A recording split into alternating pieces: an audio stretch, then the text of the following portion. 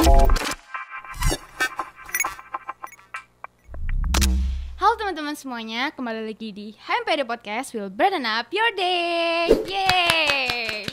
Oke, kembali lagi bersama aku Aska. Dan kali ini kita akan memulai HMPD Podcast season terakhir kita, yaitu season 4.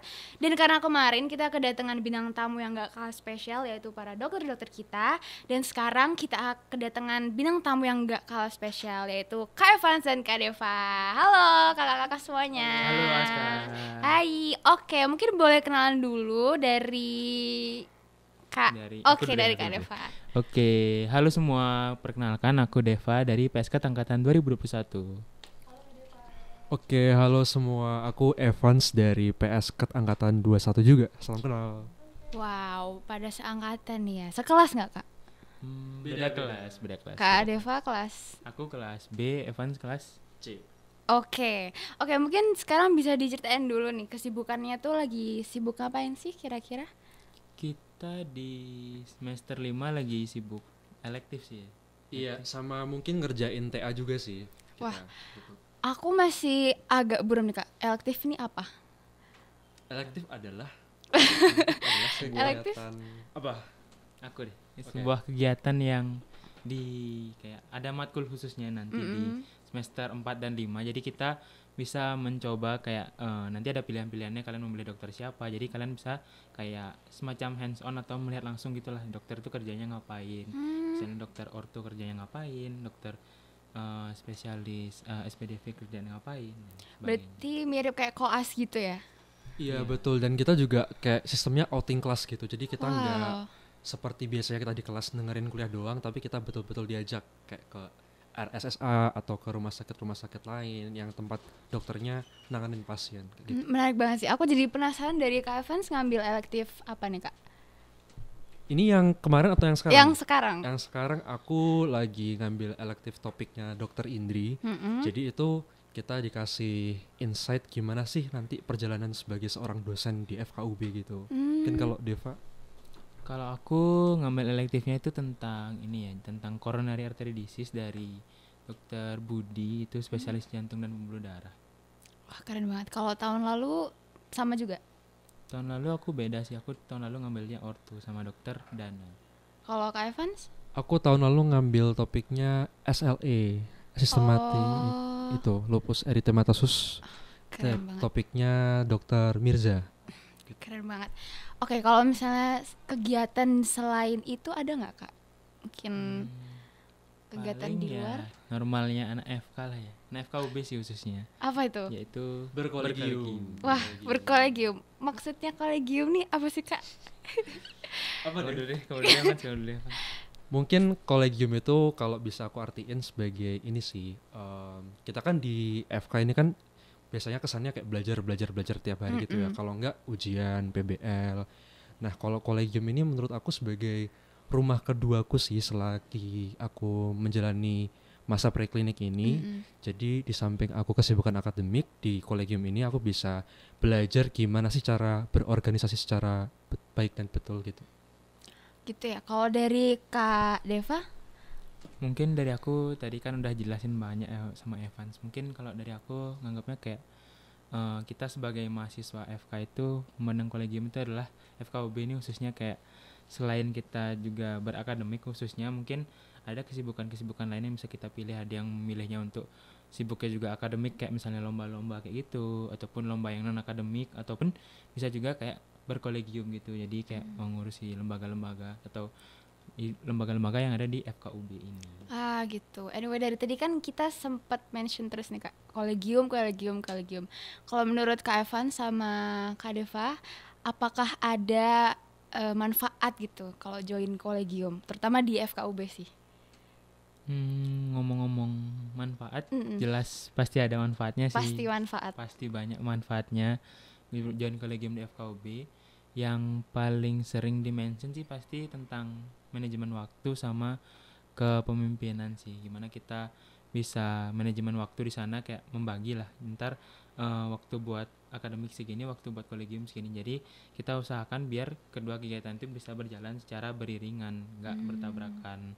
Dan juga kepemimpinan di mana nanti pasti di kolegium gitu kita bisa mendapat sebuah amanah atau tanggung jawab untuk memimpin sesuatu gitu dari masing-masing lembaga-lembaga yang ada di FKUB ini. Kalau Evan? Keren banget. Kalau dari Kak Evans gimana nih Kak? Kalau tadi Deva kayak jawaban diplomatis ya Dev. Kalau aku mungkin jawaban yang jujur nih dari dalam hati ya. Mungkin kalau dari aku sendiri yang aku rasain setelah ikut kolegium itu jujur nambah teman sih ya, nambah teman. Mungkin banyak banget teman-teman yang mungkin kita nggak akrab di kelas atau beda kelas juga ataupun dari prodi-prodi lain. Jadi bisa kenal satu sama lain gitu lewat ngerjain proker bareng atau join lembaga bareng. Kemudian mungkin nambah networking juga ya, kayak jejaring kita ke cutting atau ke adik tingkat juga ataupun ke dosen-dosen seperti itu yang mana menurutku bagus juga ya saat ini Iya, diperlukan juga networking yang luas itu kayak gitu. Oh gitu. Aku juga ngerasain sih Kak, kayak jadi kenal sama Kak Evan sama Kak Deva juga. Iya. Oke, selanjutnya aku penasaran dari Kak Evan sih. Kak Evan nih sekarang lagi ikut lembaga apa sih Kak? Oke, aku sekarang lagi ikut lembaga BEM sih.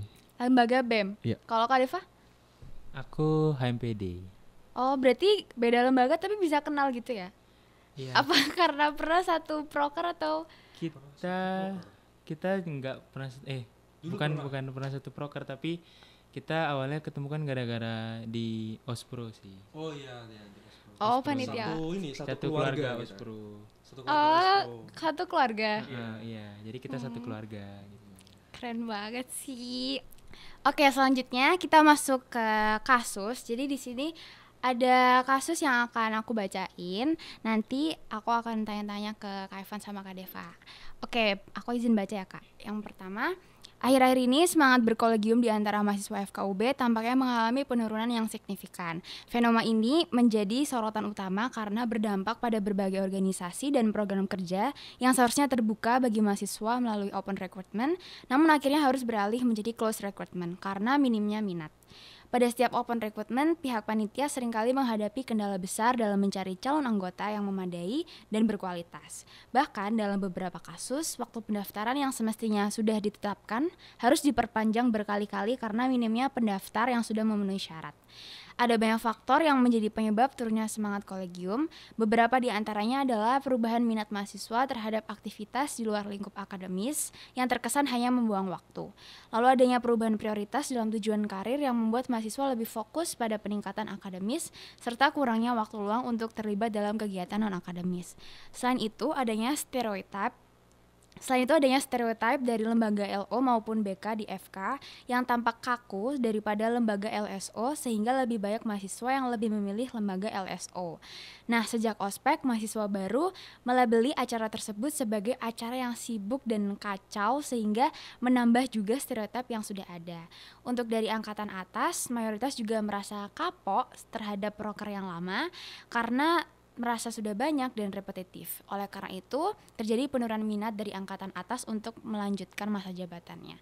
Nah, dari Kak Deva sama Kak Evans, kira-kira kakak setuju nggak sama statement latar belakang yang sudah aku jelasin tadi? Dari siapa dulu nih yang mau jawab? Dari Kak Deva dulu, oke. Kalau dari aku sendiri memang kalau melihat situasi di Kolegium FKUB sekarang, mungkin khususnya bagi teman-teman yang udah masuk FK ya, itu mungkin emang kelihatan bahwa semangat kolegiumnya itu emang menurun ya. Cuman ya kita pasti tahu lah dampaknya, maksudnya penyebabnya itu apa. Mungkin karena kan udah benar-benar, kan kemarin tuh udah benar-benar, sekarang tuh udah benar-benar full offline gitu, dan juga kayak ngerasa sibuknya tuh gimana, sibuknya akademik dan lain sebagainya. Mungkin itu juga yang nyebabin, dan juga kayak orang-orang tuh udah merasa kayak kayaknya lebih enak ya tanpa berkolegium gitu. Mungkin itu sih. Tapi ya kalau kayak gitu mungkin kita juga harus tetap punya rasa bahwa kolegium ini masih ada yang harus melanjutkan, dan juga mungkin ini dari petinggi-petinggi lembaga sih punya inisiatif atau mungkin inovasi biar gimana suasana berkolegium ini tidak menyeramkan, menakutkan, dan sekaku itu ya. Dan juga mungkin ini perubahannya nggak bisa langsung berubah sebegitunya. Mungkin dari tahun ini juga udah mulai diubah gitu. Jadi mungkin semoga bisa diterapkan di pengurusan selanjutnya dan membuat kolegium di FK ini juga semenyenangkan itu. sih dari aku gitu. Keren Dari banget Evan. jawabannya. Kalau dari Kak Evan Kalau gimana? dari aku setuju juga dengan statementnya tadi. Plus aku mau nambahin, biasanya tuh yang menurut aku ya yang bikin semangatnya berkurang atau antusiasmenya berkurang itu terkadang adalah testimoni. Testimoni Oh, dari orang-orang yang pernah. dulunya pernah join di proker itu. Kadang-kadang ya mungkin ada beberapa sisi negatifnya, tapi kan yang namanya untuk rebranding ya dan untuk melanjutkan estafet perkolegiuman itu kan tentunya testimoni sendiri itu memegang peran yang penting, dan menurutku kadang-kadang masih banyak orang-orang yang memberikan testimoni itu yang terlalu apa ya kok istilahnya terlalu jahat gitu ya, terlalu Terlalu jahat, jahat. terlalu jahat atau mungkin terlalu mm, sehingga apa ya, sehingga mungkin orang-orang yang mendengar dari testimoni tersebut itu jadi kayak oh ya udahlah nggak usah join broker itu gitu sendiri. Ataupun selain dari testimoni bisa dari memang kualitas dari brokernya itu sendiri sih menurutku ya. Kan ada beberapa broker yang memang terkesan padat, sibuk, capek. Itu menurutku juga tergantung bagaimana mereka si pembuat broker ini mengemas broker tersebut sih supaya bisa menarik perhatian banyak peminat seperti itu. Mungkin dua itu sih menurutku. Oke, karena ngomongin tentang testimoni, dari kakak pernah nggak pernah merasa hal tersebut nggak? Kayak misalnya aku mau join nih proker ini, tapi kok testimoninya kayaknya kayak kurang gitu ya. Tapi akhirnya kakak-kakaknya memutuskan mencoba atau mundur? Oke, kalau dari aku sering karena Sering. itu kayak udah hal yang lumrah ya di FK ya, kayak mendapatkan testimoni dari cutting atau dari siapapun, dari teman-teman seangkatan juga. Kalau aku sih pribadi tipenya orang yang kalau ada testimoni aku terima, aku dengar, aku pertimbangin juga, tapi di satu sisi aku juga merasa penasaran untuk mencoba sendiri gitu. Jadi aku kayak misalkan apa ya, nggak puas nih kalau nggak aku yang ngerasain sendiri gitu. Bener nggak sih testimoninya mereka gitu. Gitu ya. Kalau Kak Evans yang paling terakhir banget nih pernah menjalani apa Kak? Menjalani Probin Maba. Wah, Probin Maba. Iya, Jadi apa tuh Kak? sebagai ketua pelaksananya. Keren banget. Emang nggak salah nih narasumbernya. Kesan pesannya gimana Kak? Soalnya kan aku pernah nih menjadi maba dan aku ngelihat Probin Maba kayak wow, ini kayak proker yang besar banget ya. Kalau dari Kak Evans? Kalau bagi aku sebetulnya kemarin itu untuk memutuskan bergabung di Probin Maba dan juga memegang Probin Maba itu sebetulnya sebuah kegalauan sih ya. Kenapa itu? Karena proker yang besar, terus kemudian stereotipnya agak kurang baik ya, karena proker ospek seperti itu. Jadi kemarin yang membuat aku bertekad untuk bilang iya gitu karena menurut aku masih banyak hal-hal yang bisa diperbaiki, yang bisa dibawakan, yang bisa disesuaikan dengan karakter maba saat ini. Karena ini kan prokernya ditujukan untuk maba, dan kalau kita pakai sistem-sistem yang udah lalu sekali, yang udah lama sekali, tentu nggak relevan kan, nggak bisa dipasang ke maba sekarang. Jadi itu sih yang buat aku tergerak untuk bisa mungkin menginovasikan hal-hal yang baru di Probin tahun ini kemarin. Keren banget. Kalau dari Kak Deva nih, gimana Kak? Kak Deva pernah nggak gelisah, galau, merana, maju mundur karena testimoninya? Jujur kayaknya sama kayak Evan sih. Aku kayak tipenya kalau ada orang ngasih testimoni ya aku denger, mungkin kayak bisa jadi saran pertimbangan juga tentang gimana proker itu. Tapi mungkin kalau emang aku bener-bener tertarik sepertinya kayak proker ini kayaknya asik deh, maksudnya kayak orang tuh mungkin nilainya jelek tapi menurutku oke, mungkin bisa diperbaiki. Mungkin aku pengen lihat lagi lebih jauh gimana sih menyelesaikan proker ini. Jadi aku ya udah aku join aja dan kayak ngebuktiin apakah itu benar atau enggak. Dan ternyata overall sih yang aku ikutin aman-aman semua. Jadi aman aku semua. tidak tergila lah. Contohnya apa tuh Kak? Kalau boleh tahu. Apa ya? Kak Deva Contohnya nih, Terbaru mungkin kemarin. ya, yang terbaru Ospro mungkin. Ospro. Ospro. Ospro itu jadi apa tuh Kak? Aku kebetulan jadi wakil ketua pelaksana. Wih, keren banget. Gimana Kak keluh kesahnya jadi wakil ketua Ospro? Sebenarnya Ospro kan emang vibes-nya dari awal tuh kan emang kayak dari aku masuk jadi maba tuh kan emang sesuatu yang dibuat fun gitu ya, dan menyenangkan seperti itu dengan berbagai halnya, dan aku berusaha untuk menetapkan hal tersebut dan membawa hal tersebut bersama temanku yang menjadi ketua pelaksana. untuk membawakan materi-materi yang bisa aku bawakan ke teman-teman mahasiswa baru, biar mereka tuh lebih bisa mempraktekkan materi itulah. Jadi kayak aku lebih membawakan materi-materi yang mungkin bisa berguna untuk mereka survive di FK kedepannya gitu sih.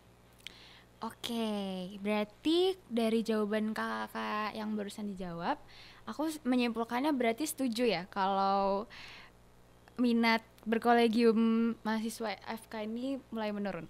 Setuju ya. Nah, kira-kira apa sih yang membuat mahasiswa FK ini yang minatnya tuh jadi menurun gitu untuk berkolegium, atau mungkin meneruskan jabatannya di kolegium tersebut? Mungkin kalau dari aku, mungkin kalau dari aku kan semakin tinggi semesternya, semakin banyak juga tanggungan dari akademik kan. Contohnya kayak kita di semester sekarang kan udah kayak harus mulai nyusun proposal, nyusun TA dan hal lain sebagainya lah yang terkait dengan akademik. Jadi mungkin lebih banyak pertimbangannya ke sisi akademik sih, kenapa teman-teman itu nggak mau lanjut. Dan juga mungkin yang tadi yang kayak kan mengerjakan hal yang repetitif itu dan harus ikut kegiatan yang sama lagi di tahun berikutnya tuh mungkin orang-orang tuh agak nggak deh gitu. Tapi mungkin ya itu sih menurutku kenapa minat di kolegium ini menurun. Tuh, kalau Kak Evan? Kalau aku kayak tadi sih ya, mungkin testimoni itu berpengaruh banget menurutku.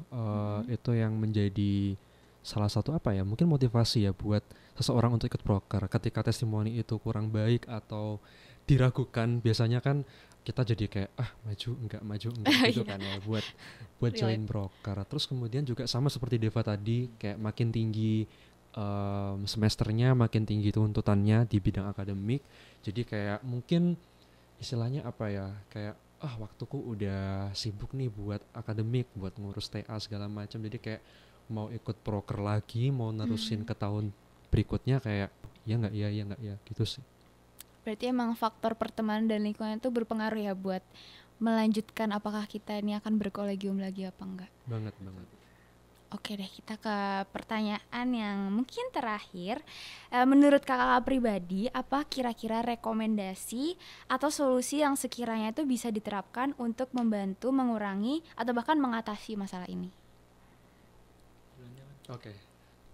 Kalau dari aku mungkin branding ya. Gimana cara kita nge-branding mungkin dari lembaga kita, dari proker-proker kita, atau dari mungkin sistem kerja kita juga itu perlu ya.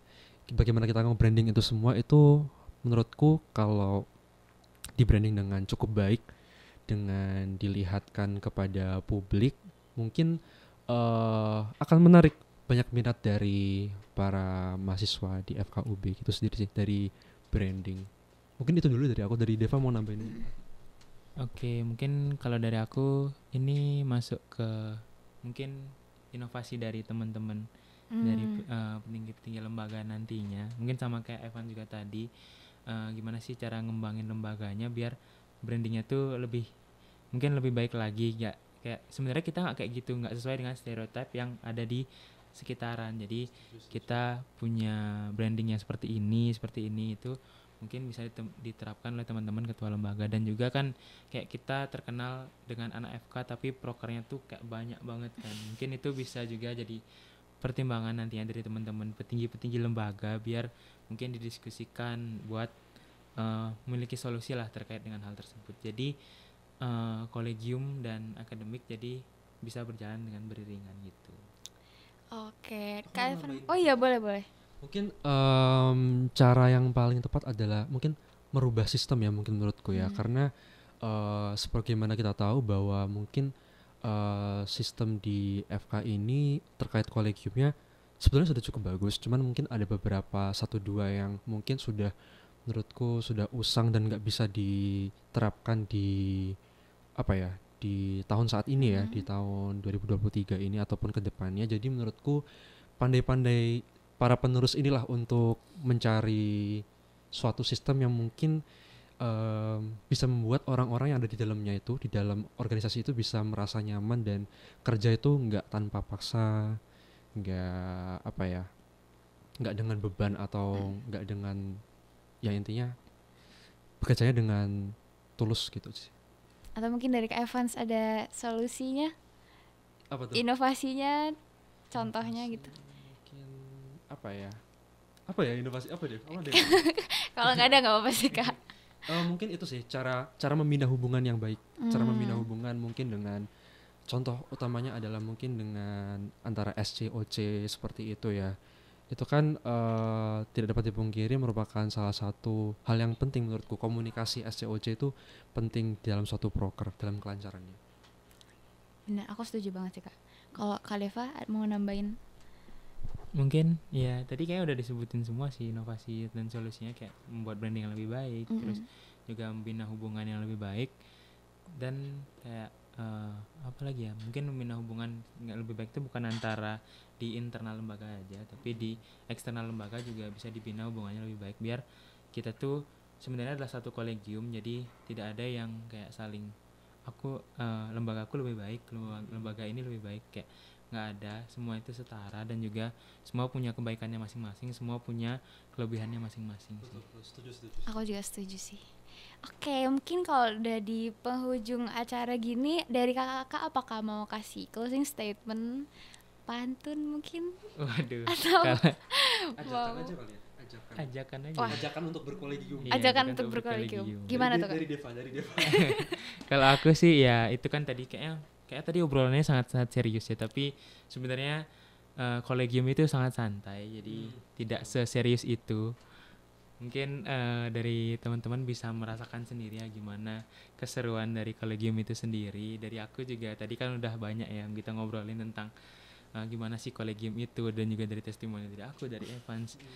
Mungkin teman-teman nanti di 2024 jangan lupa join kolegium FKUB, jadi meramaikan juga kolegium FKUB.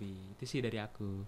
Oke, kalau dari aku juga sama sih, mau ngajakin semuanya, terutama ini ya teman-teman semester awal ini yang sekarang mungkin nanti di semester 2 udah mulai oprek-oprek lembaga-lembaga kan semuanya, LO, LSOBK. Menurutku ayo ikutan meramaikan kolegium, karena nggak ada salahnya juga ya. Tadi kan Iya, menambah benar. jejaring sosial, menambah soft skill juga pengalaman juga. Terus kemudian ini cari testimoni, tapi jangan mudah termakan testimoni. Kalau bisa mencari informasi sebanyak mungkin terkait apapun yang ingin kalian ikutin, tapi harus yang yang akurat. Nah ya, jangan ditelan mentah-mentah, betul-betul dipikirin plus minusnya, dan pastinya informasinya harus betul, jangan berdasarkan omongan doang gitu. Bener sih, jangan langsung menerima informasi mentah-mentah. Oke, pertanyaannya udah selesai nih Kak. Sedih nggak kita mau menutup podcast? Sedih banget. Terakhir ya ini? Iya, ini spesial banget, makanya kita datengin Kak Evans dan Kak Deva. Terharu. Terima kasih HMPD Podcast. Terima kasih HMPD Podcast. Terima kasih HMPD Podcast. Oke, karena kita udah di penghujung acara juga nih Kak, dan mau menutup season 4 episode 4. Dari kakak-kakak apakah mau menambahkan sesuatu yang kreatif gitu, kayak pantun mungkin? Waduh, pantun ya. Udahlah, gas aja. Kita spontan nih. Oke, aku bagian cakep-cakep aja ya Kak. Oke. Oke. 1, 2, 3. Ke pasar membeli cabe. Cakep. Pulangnya ada praktikum. Cakep. Kalau kalian anak FKUB, jangan lupa join kolegium. Waduh, yeay. Oke teman-teman semuanya, mungkin dari kita segini dulu aja. Jangan lupa saksikan HMPD Podcast selanjutnya. Dadah. Dadah. Sampai jumpa di season 5.